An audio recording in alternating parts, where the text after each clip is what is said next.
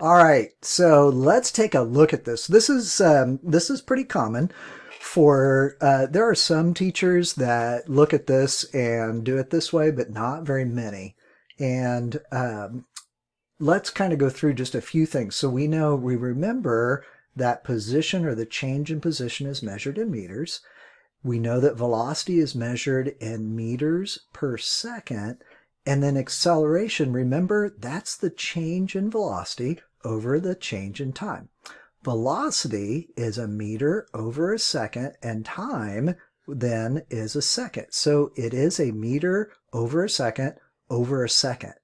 So acceleration really is not just a meter per second. It's actually a meter per second per second. And that's kind of what they're saying here. So you'll see it says 1 meter per second per second. Down here, same thing, meter per second per second. And I chuckled when I read this because it says textbooks and problems on the AP exam will write this as 1 meter per second squared. Well, that's silly is what they said. What the heck is a second squared anyway? Well, it's called math. And that's the way that you really should probably do it, since in 99% of textbooks, that's the way it is. I'm not sure which book this is. So if you let me know what book it is, that would be awesome. So how in the world do we get acceleration to be a meter per second to a meter per second squared? Well, we know that this meter per second over a second is the same thing as a meter per second divided by the quantity a second over 1. And if I multiply both the top and the bottom by 1 over a second, you'll notice that the seconds on the bottom cross off, and then on the top I have a meter per second squared. So that is the technical, 99% of physics books, physics teachers, the AP exam, if you talk to a physicist out in the real world, they just say meter per second squared. But this book, for some reason, they want to make the argument that you write meter per second or a meter per second per second.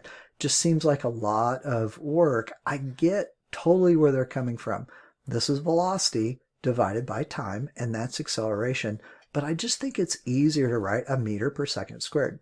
In the end, do whatever your teacher wants you to do, but watch out, because this guy right here is not the same as a meter over a second over a second. We've got to get that extra second in there, and either write it like this or write it like this, or you could do a meter over a second over a second. That's the same thing.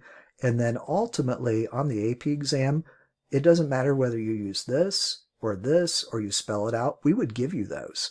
But this is velocity. And so if you tried to write acceleration with that meter per second, that wouldn't be correct. So this book is correct. It's a 1 meter per second per second. Same thing down here for acceleration. It's just most of us write it kind of like that, just because that's the way the math works out. Anyway, hope you're having a great weekend. I will see you soon.